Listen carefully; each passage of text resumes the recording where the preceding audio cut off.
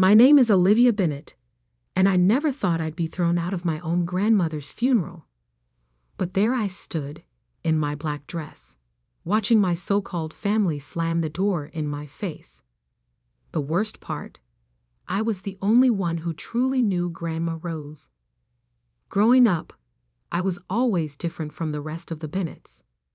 While my cousins Sophia and Marcus chased prestigious degrees and corporate positions, I preferred spending time in Grandma Rose's antique shop, learning about vintage treasures and forgotten stories.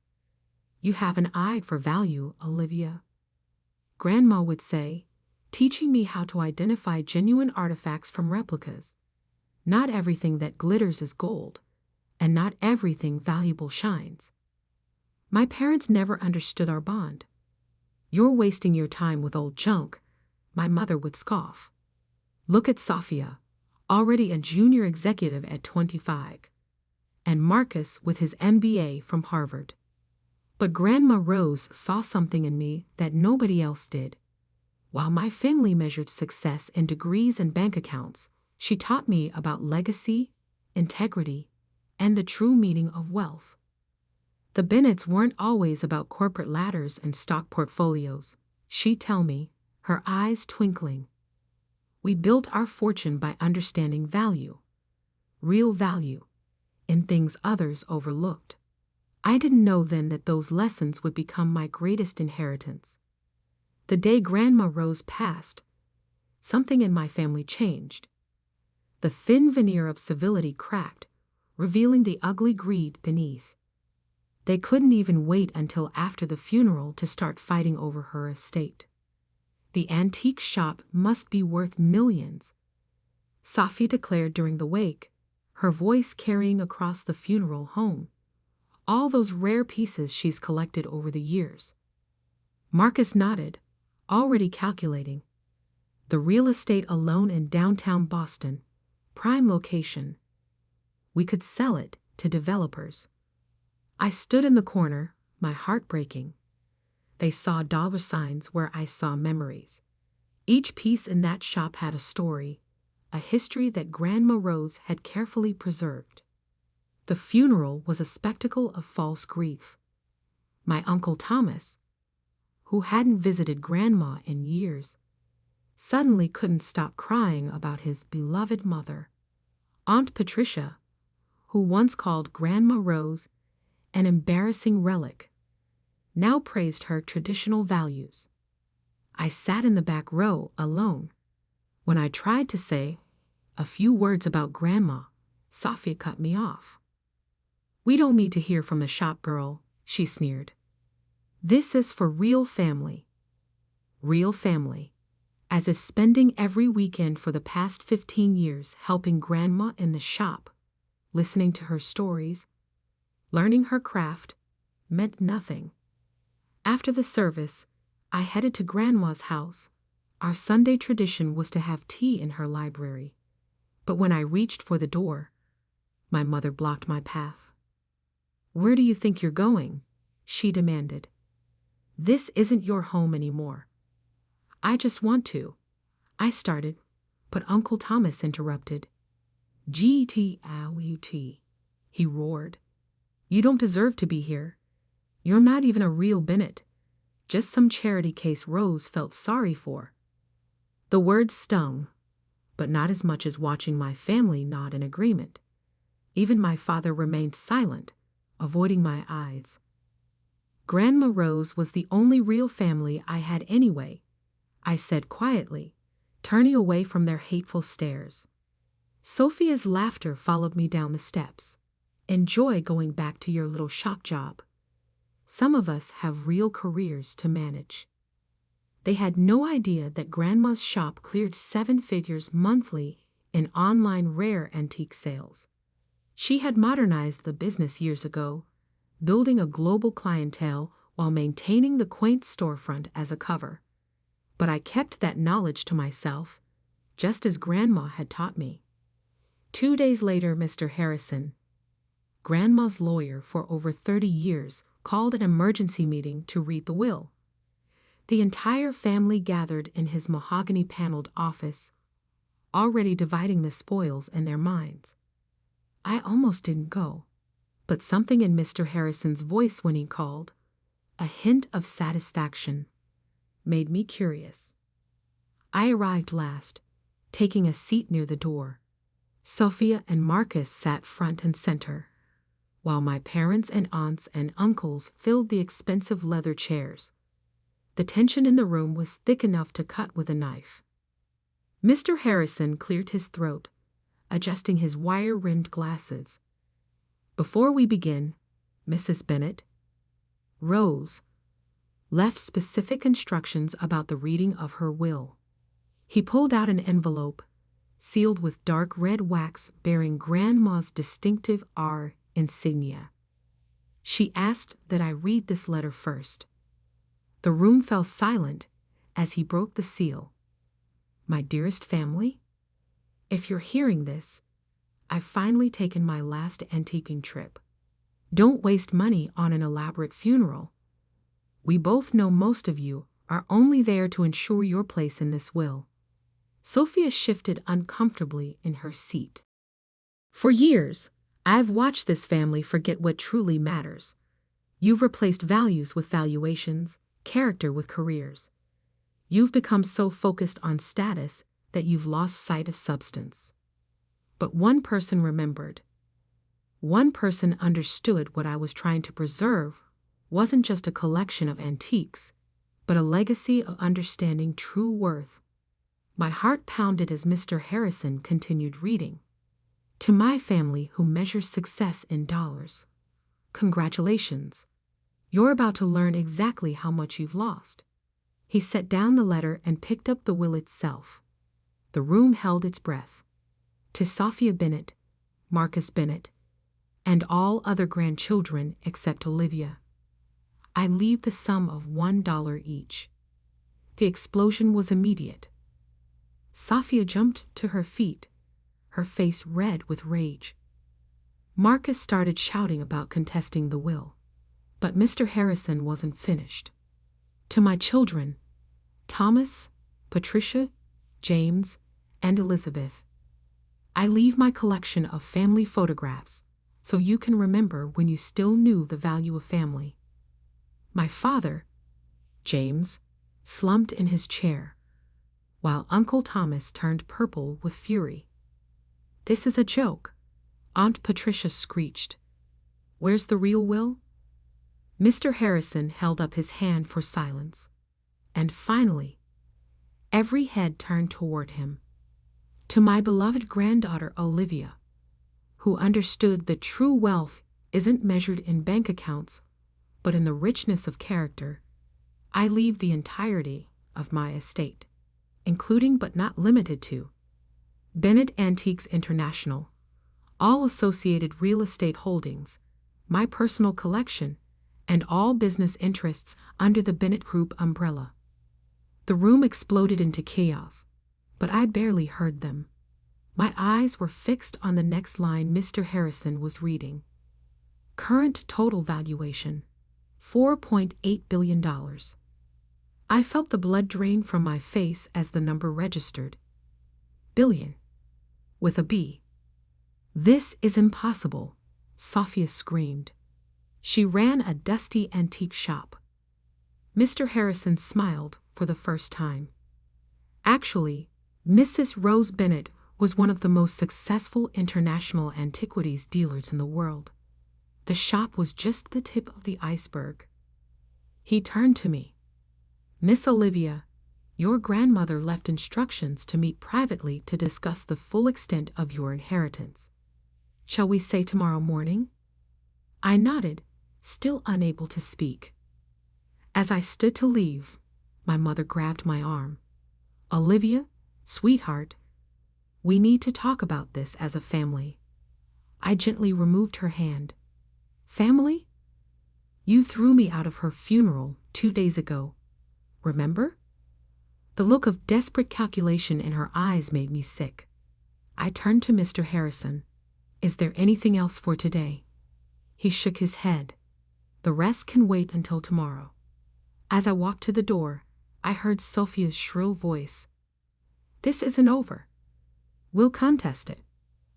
I paused, my hand on the doorknob, and looked back at my family. These strangers who shared my blood, but had never shared my heart. Grandma Rose always said the true value of something isn't in its price tag, but in how much you're willing to invest in understanding it. I met each of their eyes. You never took the time to understand her. Or me. The door clicked shut behind me, leaving them with nothing but the echo of their own greed. Walking down the street, I pulled out my phone and opened the last text I'd received from Grandma Rose, just days before she passed. Remember, my dear, the best revenge isn't in proving them wrong. It's in living so well that they realize, too late, what they lost. I smiled through my tears. Tomorrow would bring challenges. Learning to run an empire, facing legal battles from my family, stepping into Grandma Rose's formidable shoes. But for now, I just wanted to go to the shop, sit in her old chair, and remember the woman who taught me that the greatest inheritances aren't counted in dollars, but in lessons learned and love given. The antique shop bell chimed as I opened the door, its familiar ring welcoming me home. The morning after the will reading, I arrived at Mr. Harrison's office exactly at 9 a.m. The gravity of yesterday's revelation still hadn't fully sunk in. $4.8 billion. The number seemed almost abstract, impossible to comprehend. "Good morning, Miss Bennet." Mr. Harrison greeted me, gesturing to a leather chair. "I hope you're ready. There's quite a lot to discuss." He placed a thick folder on his desk, emblazoned with the Bennett Group logo, something I'd never even seen before. "Your grandmother," he began, "was much more than an antique dealer. The shop was just a front for a vast network of international art acquisition, authentication, and trading operations." He opened the folder, revealing complex organizational charts and financial statements. Bennett Group operates in 43 countries, with offices in London, Dubai, Hong Kong, and New York. You're now the owner of one of the largest private art and antiquities conglomerates in the world. My head spun. But how did no one know about this? Mr. Harrison smiled. "Your grandmother was a master of discretion. She operated through dozens of shell companies and subsidiaries. The public face was always just the charming old lady with her antique shop." He pulled out another document. "She left this for you." A letter explaining everything. With trembling hands, I opened the envelope. "My dearest Olivia, if you're reading this, you've just discovered that your eccentric grandmother wasn't quite what she seemed. Don't be angry that I kept this from you. Secrecy was necessary, not just from the family, but from the world. The Bennett Group isn't just about buying and selling antiques. We protect history, preserve culture, and sometimes, when necessary, rescue priceless artifacts from those who would destroy or exploit them. Remember that Ming vase you helped me authenticate last summer? It wasn't just a simple verification job. We were preventing an international smuggling ring from flooding the market with counterfeits. I've watched you grow, learn, and develop the perfect combination of skills needed for this work. Your eye for detail, your instinct for authenticity, and most importantly, your understanding that value isn't just about money. You're ready for this, even if you don't feel like you are. Love, Grandma Rose. P.S. Check the hidden compartment in my desk at the shop. The red ledger will explain everything else." I looked up at Mr. Harrison. "Did you know? All this time?" He nodded. "I've been your grandmother's lawyer for 30 years. I helped her build this empire in secret. And now, I'm here to help you." Just then, his office phone buzzed. "Sir, the Bennett family is here. All of them. They're demanding to speak with you. Mr. Harrison raised an eyebrow at me. Your call, Miss Bennett. You're the boss now. I took a deep breath. Let them wait. We have work to do. The next few hours were a crash course in my new reality. The Bennett Group wasn't just wealthy, it was powerful. We owned auction houses, authentication laboratories, restoration facilities, and even a state-of-the-art security company specializing in museum protection. Your grandmother left detailed instructions for the transition, Mr. Harrison explained. She's been preparing for this for years. All key executives have been briefed. They're expecting you. My phone hadn't stopped buzzing all morning. Texts and calls from family members poured in. Mom, Olivia, please be reasonable. We need to discuss this as a family. Sophia, you have no idea how to run a business. You'll destroy everything. Uncle Thomas, this is elder abuse. Rose wasn't in her right mind.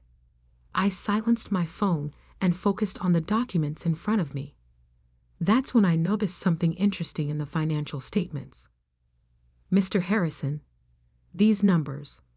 Sophia's company, Bennett Tech Solutions. We own 60% of it. He smiled. Your grandmother was quite strategic. She's been quietly acquiring controlling interests in all your cousin's businesses over the past decade. They just never knew who the real investor was. I sat back, stunned. So you now control not just the Bennett Group, but also majority stakes in Bennett Tech Solutions, Marcus's investment firm, and your Uncle Thomas's real estate empire. The irony was almost too perfect. All those years they'd looked down on me for working in that dusty old shop. They'd actually been working for Grandma Rose, and now for me. A knock at the door interrupted us. Mr. Harrison's assistant looked apologetic. I'm sorry, but they're getting quite insistent. Mr. Thomas Bennett is threatening to call the police. I stood up. It's time to face them. Walking into the waiting room felt like entering a lion's den. My entire family sat there, faces twisted with rage and desperation. Finally, Uncle Thomas boomed. This farce has gone on long enough. Sophia jumped up. We've already called our lawyers. We're contesting the will on grounds of mental incompetency. I held up my hand for silence. The gesture, so reminiscent of Grandma Rose, actually made them pause. Before you waste money on lawyers, there are some things you should know. I turned to Sophia. Bennett Tech Solutions received $100 million in investment capital last year through Phoenix Ventures. Did you never wonder who was behind that fund? Sophia's face went pale. And Marcus, that mysterious angel investor who saved your firm during the market crash. That was Grandma Rose. Marcus sank into his chair. Uncle Thomas, remember when you almost lost everything in 2020? Who do you think bought up your debt and negotiated with the banks? The color drained from his face as realization dawned. Grandma Rose didn't just leave me an antique shop. She left me controlling interest in everything, including your companies. The silence was deafening. My mother stepped forward, her voice honey-sweet. Darling, this is exactly why we need to handle this as a family. You need our help to manage all this. I met her eyes. Like you helped me at the funeral, or when you threw me out of Grandma's house. We were emotional, she pleaded. You have to understand. I understand perfectly. You thought I was worthless because I didn't fit your definition of success. Now that I control the purse strings, suddenly I'm family again? I picked up my bag and headed for the door. Mr. Harrison will be in touch with your respective boards of directors. I suggest you all focus on running your companies well. I'd hate to have to make any management changes "You can't do this," Safia shrieked. "You don't know the first thing about business." I paused at the door. "No, I helped build a billion-dollar empire right under your noses, and none of you even noticed. Imagine what I can do now that I don't have to hide." The door closed on their stunned faces.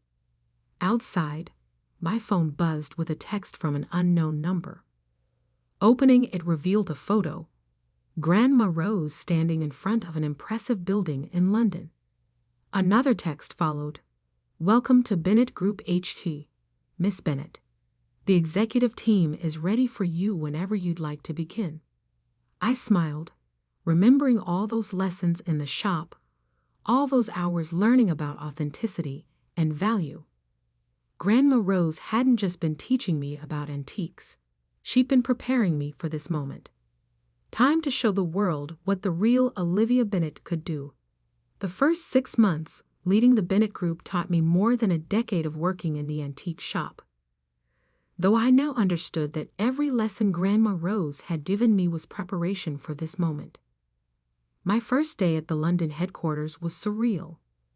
The quaint antique dealer had run her empire from a stunning Victorian building in Mayfair, its austere exterior hiding ultra-modern offices within. Julia Chen, Grandma's executive assistant for 20 years, met me at the door. "Miss Bennett," she smiled warmly, "Rose told us you'd be ready." The executive team gathered in the boardroom, seasoned professionals who'd helped build this empire from the shadows. They'd all been briefed years ago about the succession plan. While my family saw me as the shop girl, these people had been prepared to accept me as their new leader. "Your grandmother left detailed briefings about every aspect of the operation," Julia explained, handling me a sleek tablet, "including contingency plans for your family's likely reactions." I scrolled through the files, amazed at Grandma Rose's foresight. She'd anticipated everything, from Safia's legal challenges to Uncle Thomas's attempts to undermine my authority. The first test came sooner than expected. Sophia, true to form, tried to orchestrate a hostile takeover of Bennett Tech Solutions, attempting to dilute the company's stock to reduce my controlling interest. I let her make her moves. Then in one board meeting, I revealed that Bennett Group owned not just 60% of her company's shares, but also held the patents to their core technology. Patents Grandma Rose had quietly acquired years ago. "You see, Safia," I said calmly as she sat there, face ashen. "While you were mocking me for working in a dusty old shop, I was learning how to authenticate not just antiques, but the true value of everything, including intellectual property." Marcus tried a different approach. He showed up at my office one morning, all smiles and reconciliation. "Come on, Olivia," he cajoled. "We're family. We should be working together. I could help you manage all this. It's what I went to Harvard for, remember?" I pulled out his firm's latest financial reports. "You mean like how you managed to lose $40 million in bad investments last quarter? The only reason your firm survived was Grandma Rose's safety nets." He left without another word. The real changes began 3 months in. I started consolidating the Bennett Group's scattered operations, bringing our various enterprises under a more cohesive structure. The antique shop remained our public face, but I expanded our authentication services, leveraging our expertise and technology. We launched a new division specializing in digital authentication of art and antiquities using blockchain technology, something Grandma Rose had been quietly developing before she passed. The market response was overwhelming. One morning, Julia brought me the Financial Times. There on the front page, "Bennett Group emerges from shadows, the secret giant of the art world." The article revealed the true scope of our operations to the public for the first time. By evening, our stock had jumped 30%. My phone exploded with messages from family members who'd previously sworn never to speak to me again. Mother, darling, we're so proud of you. When can we discuss my role in the company? Uncle Thomas, blood is thicker than water, Olivia. Let's talk about synergies between our businesses. I archived their messages without replying. Instead, I focused on building something new. The Bennett Authentication Institute opened its doors 6 months after I took over, a state-of-the-art facility combining traditional expertise with cutting-edge technology. We offered training programs for aspiring authenticators, scholarships for art history students, and resources for museums and collectors.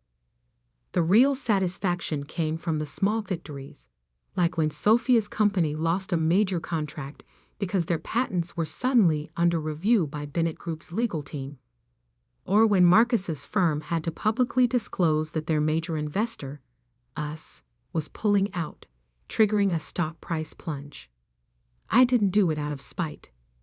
Every move was strategically sound, designed to strengthen the Bennett Group's position.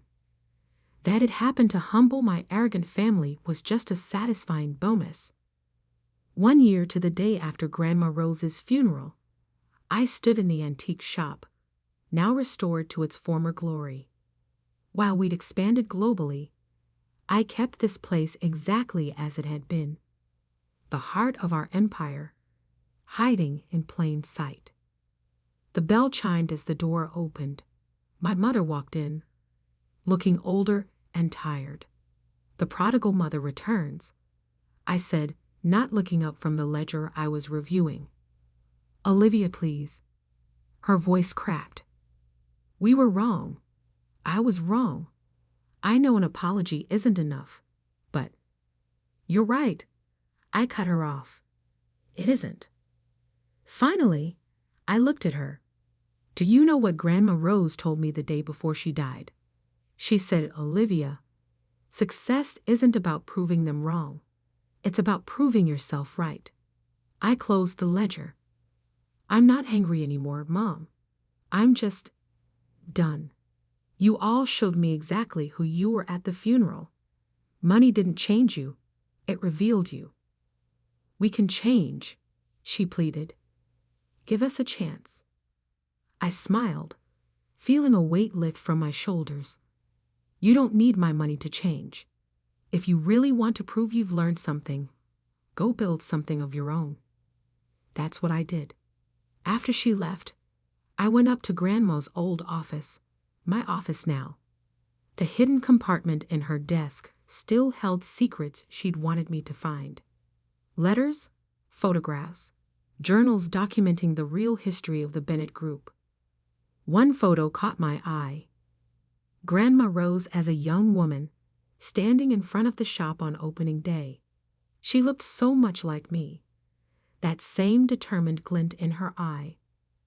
My phone buzzed. Julia with updates about our latest acquisition. Bennett Group was now worth close to $7 billion. The shop's bell chimed again downstairs, probably another customer looking for hidden treasures. I smiled, remembering how it all started. The family that threw me out had thought the antique shop was nothing. They never understood that real value isn't always visible on the surface. Sometimes the greatest treasures are the ones others overlook. Grandma Rose had built an empire by understanding that. Now it was my turn to carry that legacy forward, on my own terms. The shop's bell chimed again. Time to get back to work. After all, there were still so many treasures waiting to be discovered, so many stories waiting to be told. And this time, I was writing my own story. The next week, I received an invitation to speak at Harvard Business School. The topic? Hidden Empires, the art of building success in plain sight. I thought about declining, but then I remembered Grandma Rose's words. Sometimes the best revenge is showing them exactly what they missed. I accepted the invitation. Sophia and Marcus would be in the audience. Harvard alums, of course. They'd have to sit there and listen as their failure of a cousin explained how she'd been running circles around them for years. But more importantly, I'd tell the story of a woman who built an empire not through ruthless competition or fancy degrees, but through understanding true value in art, in business, and in people. The antique shop's bell chimed one last time that evening. I looked up to see Julia standing there with a familiar twinkle in her eye. "Miss Bennet, the London office just called. They found something interesting in the archives. Something your grandmother left for when you're ready." I smiled. Even now, Grandma Rose was still teaching me. "Well then," I said, reaching for my coat, "let's go see what other treasures she left for us to discover." After all, that's what the Bennett Group was really about. Finding value in the overlooked, beauty in the forgotten, and strength in being underestimated. Just like Grandma Rose had taught me. Thanksgiving at the Harrison household was always an exercise in humiliation. Every year, my family gathered to compare achievements, measure successes, and remind me of my apparent failures. But this year was different. This year, I knew something they didn't. Madison's still working at that tiny investment firm. My sister Vanessa announced to the assembled family, wine glass dangling from her manicured fingers. "What's it called again, Mads?" "Cornerstone something." I took a slow sip of water, hiding my smile. "Just Cornerstone Partners." "Right," she smirked. "The boutique firm." How quaint. What my family didn't know was that Cornerstone Partners was mine. I'd founded it 3 years ago, and we now managed over $2 billion in assets. But they all thought I was just another employee, grinding away at a small-time operation. I'd never corrected their assumption. "At least she's employed," my mother sighed, adjusting her pearls. "Though I don't understand why you won't come work for Harrison Global. Your father could make you a VP tomorrow." Ah, Harrison Global. The family company. My father's pride and joy. Built over 30 years into a respectable mid-sized investment firm. They handled about $500 million in assets, a quarter of what Cornerstone managed. But they didn't know that. "I'm happy where I am, Mom." "Happy?" My brother Derek scoffed from across the table. "Making what, 80 grand a year? While we're closing multi-million-dollar deals?" I thought about the $80 million deal sitting on my desk back at the office, the one that would determine Harrison Global's future. But we'd get to that soon enough. "Not everyone needs a corner office to be successful," I said mildly, helping myself to more turkey. "That's because you've never had one," Vanessa laughed. "Remember when Madison thought she could start her own firm? Right out of business school." The family chuckled at the memory. 3 years ago, fresh from my MBA at Wharton, I'd announced my intention to strike out on my own. Their reaction had been immediate and brutal. "You'll never succeed," Dad had declared. "You don't have the killer instinct. No connections. No real experience. You'll crawl back within 6 months." Instead, I'd done something they never expected. I'd succeeded, quietly, efficiently, and completely under their radar. "How is Dad's big merger going?" I asked, changing the subject. "The one with Summit Technologies?" Derek preened. "Biggest deal in Harrison Global's history. $80 million. Once it closes next month, we'll be playing in the big leagues." I nodded, thinking about the thick folder of documents in my office safe, the ones that would determine whether that merger lived or died. "Speaking of business," my father spoke up, "Madison, this stubborn independence of yours has gone on long enough. Harrison Global is family. We take care of our own." I met his eyes across the table. "Do we, Dad? Is that what we do?" He frowned at my tone. What's that supposed to mean? Nothing. I smiled, just remembering how supportive everyone was when I wanted to start my own firm. Oh, not this again. Vanessa rolled her eyes. We were trying to protect you from failure. You should be grateful. Grateful? I set down my fork. For what? The constant criticism? The undermining? The bets you all made on how quickly I'd fail? Now, Madison, my mother started, but I wasn't finished. Did you know I heard you all at that Christmas party 3 years ago, laughing about how I'd never make it, betting on whether I'd last 3 months or 6? The table fell silent. Even Derek had the grace to look uncomfortable. That was a long time ago, Dad said gruffly. We were concerned about you. No, you were concerned about appearances, about what people would say if a Harrison failed publicly. I stood up. Thank you for dinner, Mom. I have an early meeting tomorrow. With your little investment firm? Vanessa couldn't resist one last dig. Any big deals coming up? I paused at the door, thinking about the Summit Technologies merger documents, about how Harrison Global's future rested on my signature. You never know, I said softly. Business is full of surprises. The next morning, in my actual office, a corner suite on the top floor of downtown's most prestigious building, I reviewed the merger paperwork again. Harrison Global needed this deal. They'd leveraged everything on it, betting the firm's future on this one massive acquisition. What they didn't know was that Summit Technologies was one of Cornerstone's key clients. Any major moves required my approval. Ms. Harrison, my assistant Sophie appeared at the door. Your 9 a.m. is here. The Summit Technologies board. I straightened my Armani blazer, not that my family would recognize the subtle tailoring. They still thought I shopped at department stores. Send them in. The Summit board filed in, led by their CEO, James Morton. He smiled when he saw me. One of the few people who knew the true scope of my success. Madison, he shook my hand warmly. Always a pleasure.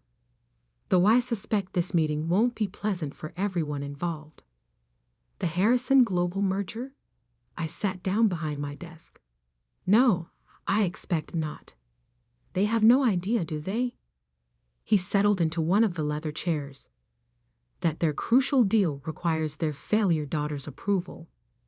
I pulled out the merger documents. They're about to find out. James leaned forward. You know, they approached us 6 months ago, so confident. Your brother especially practically guaranteed the deal was done. When I mentioned we had other advisors, they didn't even ask who. Derek never was big on due diligence. I started reviewing the terms. They're offering $80 million. And it's worth at least $120. I set down the papers. They're trying to underpay by $40 million, James. I can't let that happen to one of our clients. He nodded. I assumed you'd say that. What's our next move? I picked up my phone. Sophie, please call Harrison Global. Tell them we need an emergency meeting about the Summit Technologies merger. Today. Playing your hand? James asked. Time to show my cards. I looked out at the city skyline, the same view my father had always bragged about from his office, though mine was 10 floors higher. They wanted me to join the family business. They just didn't expect it would happen like this. An hour later, Sophie's voice came through the intercom. Harrison Global executives are here. Your father, brother, and sister. I straightened the merger documents on my desk. Send them in. The door opened, and I watched their expressions shift from confusion to shock as they took in my office. The view, the furniture, the clear trappings of serious success. Madison?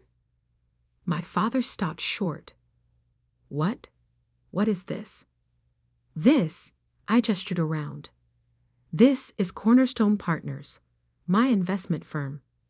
The one you said would never succeed. Derek's face had gone pale. You own Cornerstone? Founded it, built it, turned it into one of the most successful private investment firms in the city. I smiled. And as it happens, Summit Technologies is one of our most valued clients. The blood drained from my father's face as understanding dawned. No. Yes. I held up the merger documents. Your $80 million deal, it needs my signature. The silence that followed was deafening. 3 years of mockery, dismissal, and condescension had led to this moment. The family that said I'd never succeed was about to learn just how wrong they'd been. And this was only the beginning. My father was the first to recover from the shock, his business instincts kicking in. Madison, he said, forcing a smile, why didn't you tell us? This is impressive. Impressive. I raised an eyebrow. Yesterday at Thanksgiving, you were all still mocking my little investment job. What change? The office? The view? Or the fact that I hold the future of Harrison Global in my hands? Vanessa stepped forward, her designer heels clicking on the hardwood floor. Come on, Mads. We're family. All that stuff before, we were just teasing. Teasing. I opened my desk drawer and pulled out an old recorder. Let's refresh our memories, shall we? I pressed play. Their voices from 3 years ago filled the room. She'll never make it 6 months. Derek's voice. Who would trust her with their money? Vanessa's laughter. She lacks the killer instinct. No Harrison Drive. Dad's dismissal. I stopped the recording. I kept this as motivation. Every time I doubted myself, I'd play it. Remember what you all thought of me. It worked better than any pep talk. That was a long time ago, Derek protested weakly. Really? Because just yesterday you were all still treating me like a failure. I stood up, walking to the window. Do you know what Cornerstone's assets under management are? They shook their heads. $2 billion. 4 times what Harrison Global manages. I turned back to face them. That little investment firm you've been mocking? We're one of the top performers in the market. My father sank into one of the chairs, looking suddenly old. Why didn't you tell us? Would you have believed me? Or would you have found some way to dismiss it, like you dismissed everything else I've ever achieved?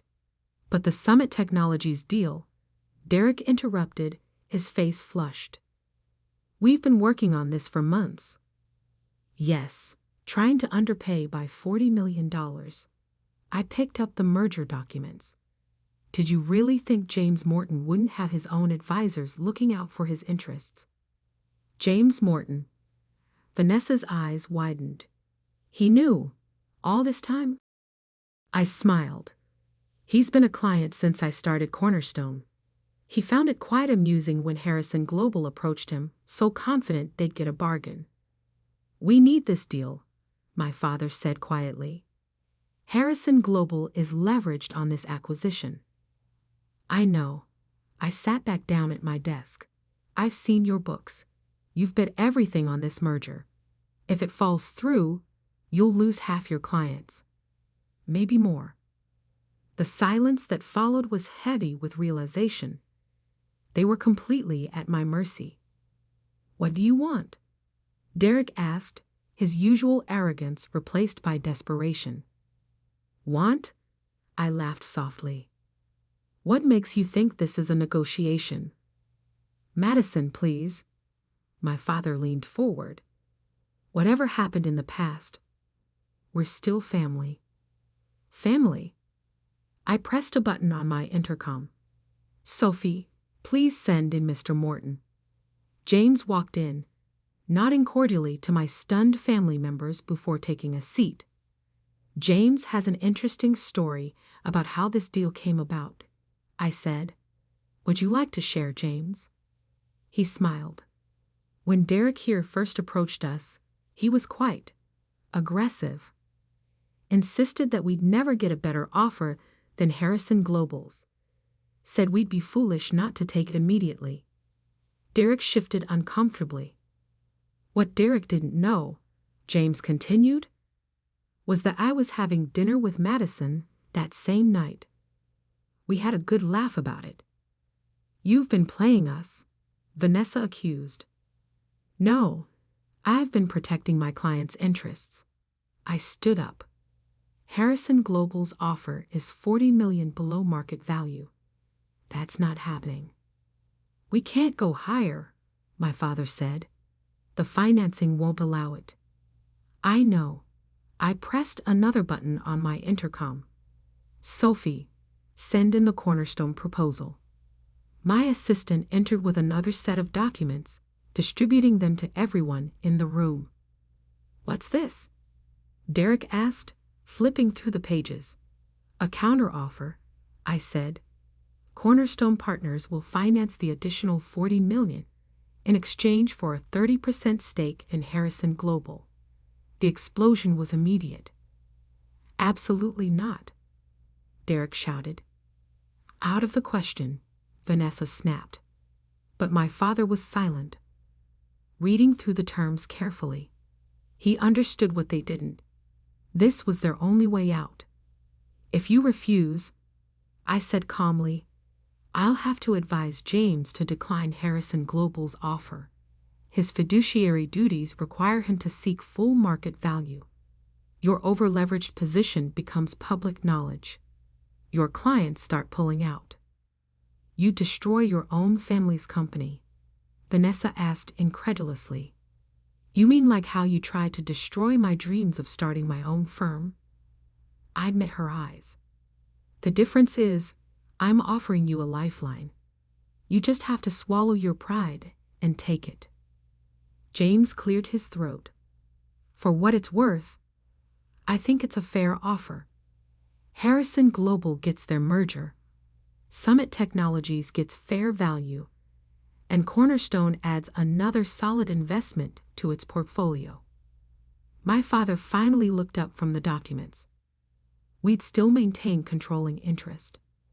70% stays with the family, I confirmed, though Cornerstone would require board representation. Meaning you, Derek said bitterly. Meaning I attend the meetings you never thought I was good enough for. I smiled. Ironic, isn't it? The room fell silent as they absorbed the reality of their situation. Everything they'd mocked, my independence, my ambition, my business acumen, had led to this moment. We need time to discuss this, my father finally said. You have 1 hour, I replied. After that, I advised James to decline Harrison Global's offer and seek other buyers. They filed out, leaving me alone with James. That was quite a show, he said admiringly. Though I suspect this is just the beginning. I nodded, looking out at the city below. They thought they were teaching me a lesson all those years ago. They never realized they were giving me the motivation to surpass them all. The next hour would change everything. The family that had dismissed me was about to become my business partners, whether they liked it or not. And I had a feeling they really wouldn't like what came next. Exactly 1 hour later, my family returned to my office. Their faces told the story before they spoke. They'd realized they had no choice. We accept your terms, my father said, each word seeming to cause him physical pain. I didn't smile. Instead, I pulled out the final contracts, already prepared. Sign here, and here, initial each page. As they signed, I thought about the journey that had led to this moment. 3 years of working in silence, building something they couldn't dismiss or diminish. 3 years of listening to their mockery while knowing that someday everything would change. One more thing, I said as they finished signing. I want the Harrison family estate. My mother, who had been silent until now, gasped. The house? But that's been in the family for generations. Exactly. I met my father's eyes. The house where you told me I'd never succeed. Where you made bets on my failure. I think it's fitting that it becomes mine. Don't you? That's spite, Derek spat. Pure spite. No, I corrected him. That's business. The Harrison way, remember? Take what you want and never show weakness. Isn't that what you taught me? My father's hand trembled as he signed the transfer deed for the house. 30 years of building his empire, and in one morning, his failure daughter had taken control. The board meets next Tuesday, I said, gathering the signed documents. I'll expect full financial reports and operational details before then. You're really going to do this? Vanessa asked. Join the board of the company you refuse to work for. I smiled. Oh, I'm not joining the board. I'm chairing it. The silence that followed was deafening. As Cornerstone's managing partner, and now Harrison Global's largest individual shareholder, I'll be taking over as chairman of the board. I handed them each a folder. Here's my plan for restructuring the company. We'll be making some changes. Derek flipped through the documents, his face growing redder by the page. This is a complete overhaul. You can't just come in and... I can and I will. I cut him off. Harrison Global has been underperforming for years. Your management style is outdated. Your investment strategies are conservative to the point of stagnation, and your corporate culture is toxic. How dare you? My father started, but I held up my hand. Your return on investment is half the industry average. You've lost major clients to more innovative firms. The only reason you're still afloat is family name recognition. I leaned forward. That changes now. And I suppose you think you can do better. Vanessa sneered, but the tremor in her voice betrayed her fear. I don't think. I know. I pressed a button on my desk, and the wall screen lit up with Cornerstone's performance metrics. These are our returns over the last 3 years. Compare them to Harrison Global's. The numbers told the story better than words ever could. Cornerstone had consistently outperformed not just Harrison Global, but most of our competitors. This is what success looks like, I said quietly. Real success, not the kind you measure in corner offices and country club memberships. My father stared at the screen, then at me, seeing me clearly perhaps for the first time. You really did it, didn't you? Built all this on your own. No thanks to any of you. I stood up and walked to the window. You know what the difference is between us. You built Harrison Global to prove something to the world. I built Cornerstone to prove something to myself. And now you want revenge, Derek said bitterly. I turned back to face them. If I wanted revenge, I'd dismantle Harrison Global piece by piece. Instead, I'm going to save it. Transform it. Make it better than it ever was under your leadership. Why? My mother asked softly. Because unlike you, I understand that success isn't about destroying others to elevate yourself. It's about creating something meaningful. I pressed my intercom. Sophie, please send in the executive team. The doors opened and 6 people entered. Cornerstone's top executives, each an expert in their field. People I'd hired not for their family connections or social status, but for their talent and vision. Meet your new management team, I announced. They'll be overseeing the integration of Harrison Global into the Cornerstone family of companies. You're absorbing us, My father's voice cracked. Merging, I corrected. Though given the disparity in size and performance, it's more of an acquisition. Derek stood up abruptly. This is ridiculous. I won't work for my little sister. You're right, I agreed. You won't. Your position is being eliminated, effective immediately. Vanessa's too. They stared at me in shock. You can't fire us, Vanessa protested. We're family. Exactly what you told me 3 years ago when I wanted to start my own firm. Funny how that works both ways now. My father remained seated, looking suddenly very old. And me? You'll retain an advisory position, non-executive. I softened my tone slightly. You built something significant, Dad, but you let pride and arrogance blind you to its flaws, and to my potential. He nodded slowly, decades of certainty crumbling around him. The Harrison name will continue, I assured them, but it's time for new leadership. Leadership that understands that true success isn't about domination, it's about creation. One by one, they left my office, their worlds forever changed. Only my mother lingered behind. The family dinner next Sunday, she said hesitantly. Will you still come? I thought about all the dinners where I'd sat quietly, enduring their judgment and mockery. Yes, but things will be different now. Because you won, she asked. Because I succeeded, despite all of you. After they left, I sat in my office as the sun set over the city. Sophie brought in a bottle of champagne, the same vintage my father used to proudly serve at family functions. Congratulations, she said, pouring 2 glasses. Though somehow I don't think this is how they imagined bringing you into the family business. I laughed, taking a sip. No, I imagine they pictured me in a junior position, working my way up through their approval. Instead, you bought your way in from the top. Not bought, I corrected.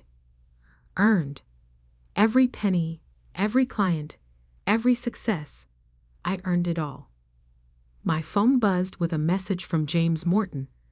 Brilliant performance today. Your grandmother would have been proud. I smiled, remembering the woman who'd believed in me when no one else did. Who'd left me the seed money to start Cornerstone, swearing me to secrecy until the time was right.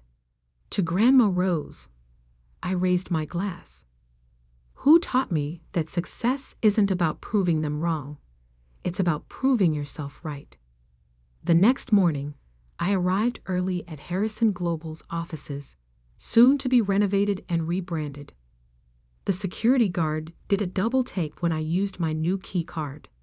In the executive suite, I found Derek and Vanessa clearing out their offices, shooting me venomous looks as I passed.